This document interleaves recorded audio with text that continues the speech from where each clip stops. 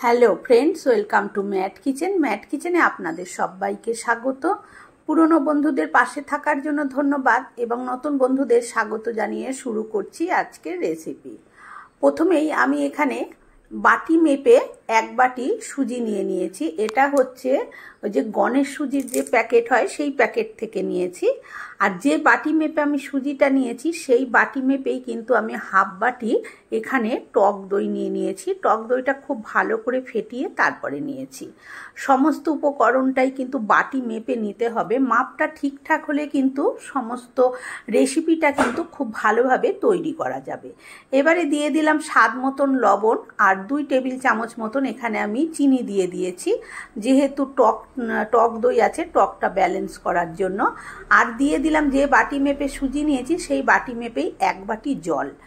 এখানে তাহলে আমি 1 বাটি সুজির জন্য হাফ বাটি টক দই, ফেটানো টক দই আর 1 বাটি জল ব্যবহার করলাম। দিয়ে এইভাবে নাড়তে নাড়তে এটা দেখুন এরকম থকথকে হয়ে গেছে। 3-4 মিনিট এইভাবে ক্রমাগত আমি নেড়েছি। আর সুজিটা কিন্তু এখন এই পর্যায়ে অনেকটা নরমও হয়ে গেছে। এই যে দেখুন একদম যেন মিশেই এসেছে, একদম নরম হয়ে গেছে। এইবারে এটাকে আমি একটুখানি আরও 1 মিনিট মতন এইভাবে নাড়াচাড়া করে নিলাম। নিয়ে এবারে একটা ব্লেন্ডার নিয়ে ব্লেন্ডারের মধ্যে এটাকে আমি ঢেলে নেব। বন্ধুরা, আপনারা অনেক রকম টিফিন ব্যবহার করেন, মানে জল খাবারে খাওয়া বা লাঞ্চ বক্সে দেয়া বা বাচ্চাদের টিফিন বক্সে দেয়া বা সন্ধেবেলা যে ছোটোখাটো বাচ্চাদের খিদে পায় সেই খিদে মেটানোর জন্য আমরা অনেক রকম কিছু করি। আজ ভাবলাম একটু সেটাই অন্যরকমভাবে করি। তবে এইভাবেও কিন্তু আপনারা করে দিতে পারেন, বাচ্চাদের ভীষণই সুস্বাদু হয় আর খেতেও ভালো আর ভীষণ হেলদি। কোনো রকম তেল কিন্তু এখানে ব্যবহার করা হচ্ছে না। এবার এতে একটা ব্লেন্ডারের মধ্যে দিয়ে খুব ভালো করে এটাকে ব্লেন্ড করে নিয়ে এসেছি, কোনো রকম জল ব্যবহার করিনি কিন্তু। আর তারপরে মিক্সিটা ধুয়ে ওই 2-3 চামচ মতন জল আমি এখানে দিয়ে দিয়েছি। দিয়ে দেখুন এরকমভাবে গুলে নিলাম। আর এখানে আমি একখানা ইনো ব্যবহার করছি। তবে ইনোটা ব্যবহার তখনই করতে হবে যখনই এটাকে কিন্তু তৈরি করে নেব। ইনো দেওয়ার পর কিন্তু রেখে দেয়া যাবে না। সেই জন্য যদি আপনারা পরে করতে চান তাহলে ইনোটা ব্যবহার তখন করবেন না, পরেই করে নেবেন। যখন তৈরি করবেন তখন ইনোটা ব্যবহার করবেন।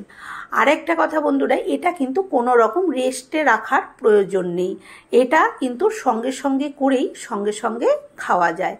ইনোটা দিয়ে খুব ভালো মতন আমি এইভাবে ফেটিয়ে নিচ্ছি, কারণ ইনোটা দেওয়ার পরে এটা কিন্তু আর একটু পাতলাও হয়ে যায়।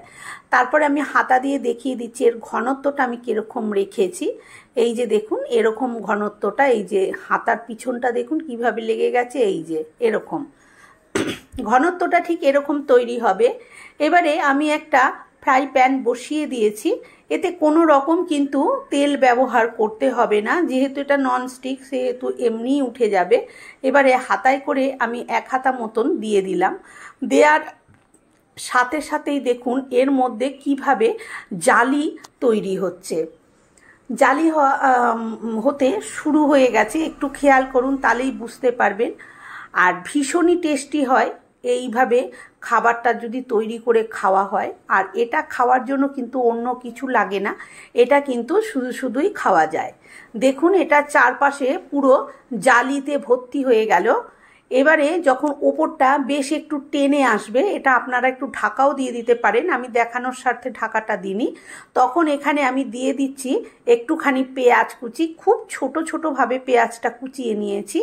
আর দিয়ে দিচ্ছি একটুখানি লঙ্কা কুচি, এটা হচ্ছে কাঁচা পাকা লঙ্কা আমি কুচিয়ে নিয়েছি, মানে কাঁচা লঙ্কাই রং হয়ে গেছে সেটা। আর দিয়ে দিলাম একটু টমেটো কুচি আর একটু ধনে পাতা কুচি।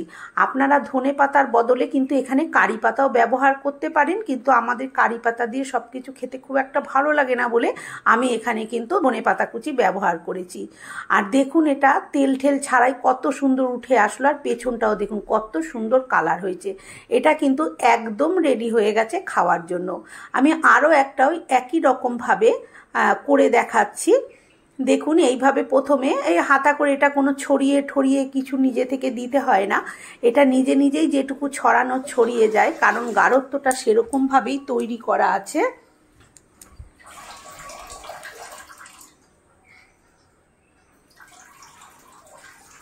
দেখুন কতটা বাবেলস কিন্তু তৈরি হয়ে গেছে, প্রচুর ফুটো ফুটো ফুটো ফুটো জালি তৈরি হয়ে গেছে এর মধ্যে। এবারে আমি এখানে আবার সেই একই রকমভাবে টমেটো কুচি, একটু লঙ্কা কুচি, একটু পেঁয়াজ কুচি আর একটু ধনেপাতা কুচি দিয়ে দিলাম। দিয়ে এবারে দেখুন এটাকে তুলে দেখাচ্ছি। এইভাবে আমি প্রত্যেকটা তৈরি করে নেব।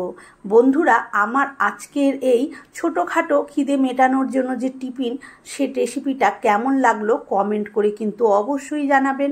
ভালো লাগলে একটা লাইক দেবেন, শেয়ার করবেন, আর আমার চ্যানেলে নতুন বন্ধু হয়ে থাকলে চ্যানেলটি সাবস্ক্রাইব করে নেওয়ার অনুরোধ রইল।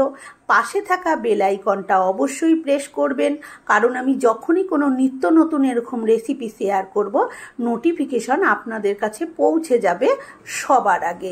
ঘনত্বটা যদি আরেকটু মোটা হতো তাহলে কিন্তু এটা আরেকটু মোটা হতো। আর কি সুন্দর, পুরোটাই কিন্তু একদম জালিতে ভর্তি। দেখুন কত সুন্দর লাগছে, খেতেও দারুণ টেস্ট। আজকের মতন এই পর্যন্ত, আবার হাজির হয়ে যাব অন্য কোনো রেসিপির সাথে।